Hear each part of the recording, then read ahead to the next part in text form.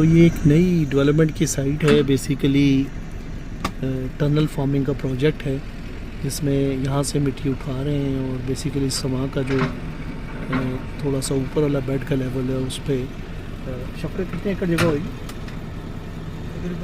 तकरीबन 4 एकड़ की जगह है जिसके आगे पीछे बंद बनाने के बाद फिर इन्होंने वहाँ उसको वेजिटेबल्स के लिए करना है। तो उसमें साथ ही बीच में कुआं भी बन रहा है और अभी यहाँ से ये थोड़ी हायर ग्राउंड है तो यहाँ से ये मिट्टी उठा के जो है उस जगह पे इस्तेमाल करें। तो साइट का भी विज़िट करता हूँ, मैं दिखाता हूँ कि वहाँ क्या काम हो रहा है। तो ये माशाल्लाह लोगों का थोड़ा सा ध्यान आता जा रहा है सब्ज़ी की तरफ, मगर ये फिर मैं देखता हूँ कि ये भी ध्यान उन लोगों का ही आ रहा है जो लोग जो बेसिकली जो है थोड़े पैसे वाले हैं, ताकत वाले हैं। जो गरीब लोग हैं वो बेचारे तो बिल्कुल क्रश हो गए। तो इसकी मतलब ऐसे बड़ी मिसाल क्या है कि 50 रुपये मन जो है भिंडी बिकी है और लोगों ने भिंडियों के थैले जो है अपने जानवरों को खिला दिए। तो जहाँ आपकी प्रोडक्शन इन्हांस होनी चाहिए वहाँ साथ साथ मंडियों का अगर सिस्टम सेट नहीं होगा तो आम जो किसान है उसको नुकसान रहेगा। अस्सलाम वालेकुम। इस वक्त जो है ना हम समा का जो बेला है बेसिकली उसमें हैं और अगर आप ये देखें तो पीछे जो है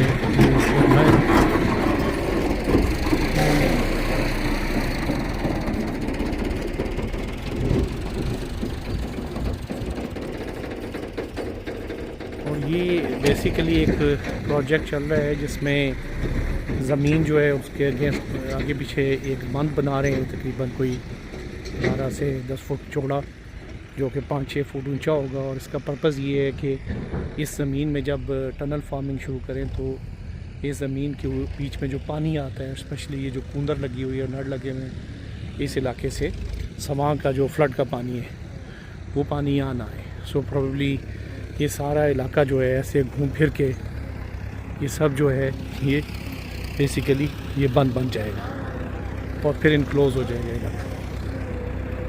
सब्ज़ियों की काश्त में काफ़ी इजाफ़ा होता जा रहा है। ऑल्दो मार्केट के हालात बहुत ख़राब हैं, स्पेशली जब अगर आप देखें तो 2-3 दिन से इतना डिप्रेसिंग है कि भिंडी जो है वो 1 रुपये की किलो बिकी और किसी जगह पे 50 रुपये की मन भी बिकी और लोगों ने भिंडी अपने जानवरों को देना शुरू कर दी। सो प्रॉबेबली मैं समझता हूँ कि गवर्नमेंट और बाकी NGOs और जो फार्मिंग एक्टिविस्ट हैं उन सबको यहाँ आना चाहिए और लोगों को बैठ के इस मसले को समझना भी चाहिए कि हमने क्या काश्त करना है जिससे आपको रिटर्न और क्या नहीं काश्त करना जिससे आपको नुकसान हो जाए। सो अगर हमने और ज़मीनें बनाते जाना है और फिर उसके बाद जो है वो हमें रिटर्न नहीं आनी तो ये किसान का जो है वो बहुत बड़ा नुकसान है। सो होपफुली जितना एग्रीकल्चर बढ़ेगा इतना आपकी फूड सिक्योरिटी जो है वो इन्हेंस हो जाएगी और ये है कि ग्रेजुअली जो है वो आपका सिस्टम जो है वो बेहतर होता जाएगा। बट ये है कि बहुत सारी चीज़ें हैं जो कि मार्केट्स में इंटरवेंशन करने वाली हैं। कुछ लोगों की जो सीक्वेंसिंग है कि जिस तरीके से वो फार्मिंग करते हैं, specially time of farming and time of harvest जो है वो सेट करने वाला है। वो सेट होगा तो फिर जो है ना किसान को रिटर्न मिलेगी, वरना फिर ये है कि किसान मेहनत और पैसा करता रहेगा और जो है वो उसको अप्रोप्रिएट रिटर्न नहीं मिलेगी और लॉस में चला जाएगा। सो ये एक्साइटिंग सी एक साइट है जो कि अभी नई बन रही है, तो होपफुली हम इसकी अभी डेवलपमेंट भी देखते रहेंगे। मैं देखूंगा तो फिर दोबारा इंशाल्लाह चक्कर लगा जब इसकी कोई शेप बनी और जब इस पर टनल्स इरेक्ट हुई तो फिर चक्कर लगाऊंगा।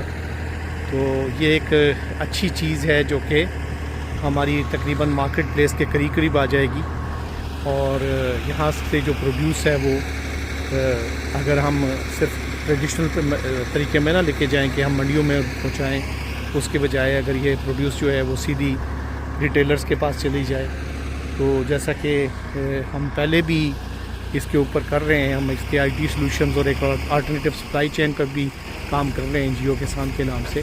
सो होपफुली अगर उस जैसे सिस्टम में ये चीज़ें इंटीग्रेट हों तो फार्मर की रिटर्न जो है वो 3-4 गुना ज़्यादा हो जाएगी, उसकी सिक्योरिटी बहुत ज़्यादा हो जाएगी।